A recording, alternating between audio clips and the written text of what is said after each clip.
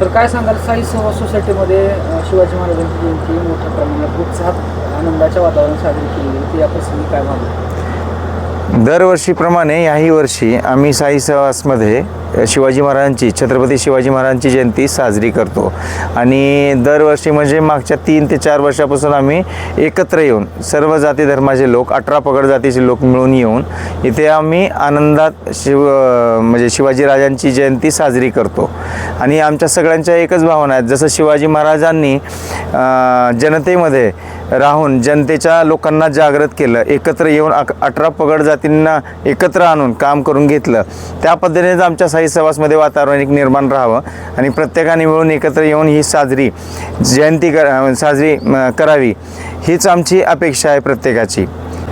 Sir काय वाटतं तुम्हाला, शिवाजी महाराजांनी जो शेतकऱ्यांच्या बाबतीत, महिलांच्या बाबतीत आणि एकूणच रयतेच्या काळजीपोटी जो विचार महाराष्ट्राच्या मातीला दिला, आज खास करून तरुणांकडून त्या विचाराचं पालन होताना दिसतंय का, काय वाटतं? नक्कीच आजची तरुण पिढी जी आहे थोडीशी आपल्याला महाराजांच्या विचाराकडे वळताना दिसत आहे.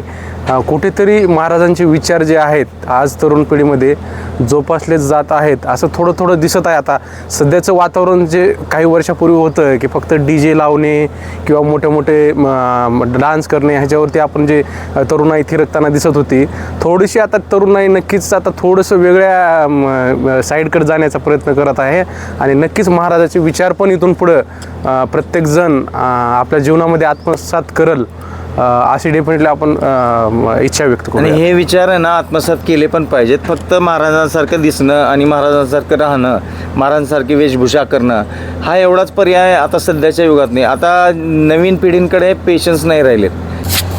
ज्या पद्धतीनं वातावरण लातूरचं चाललं आहे किंवा लातूरमध्ये झालं आहे त्या वातावरणामध्ये फक्त शिवाजी महाराजांसारखं दिसणं किंवा राहणं हे आता एकीकडे त्यांचे विचार घेणं हे महत्त्वाचं आता सध्याला आहे. बरं, या वर्षीपासून निर्णय घेण्यात आला लातूर शहरामध्ये मोटरसायकल रॅली कायमस्वरूपी बंद करण्यात आली आहे, या निर्णयाकडे तुम्ही कसं पाहता?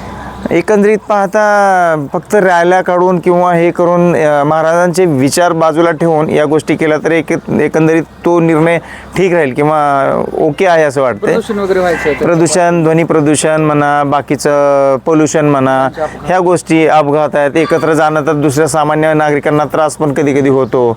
कधी इमर्जन्सी हॉस्पिटल जात असेल, ट्रॅफिकचा प्रॉब्लेम येतो. पण तुम्ही एकत्र तुमच्या घरात जर तुम्ही शिवाजी महाराजांची जयंती साजरी केली, तुमच्या सोसायटीत तुमच्या म्हणजे जिथं तुम्ही राहता त्या सहवासात जर तुम्ही साजरी केली तर बाहेरच्या लोकांना त्रास नाही होणार. तुमची साजरी जयंती मनापासून आणि घरातून होईल, प्रत्येकाच्या मनामनात होईल आणि हे विचार प्रत्येकाच्या मनात जाणं गरजेचं आहे. आणि हे जर गरजेचे विचार गेले प्रत्येकाच्या मनात तर 100% आपण सगळी सोसायटी किंवा पूर्ण शहर शिवमय करू. शिवाजी महाराजांच्या विचारा थ्रू आपण पुढे जाता येईल असं वागू.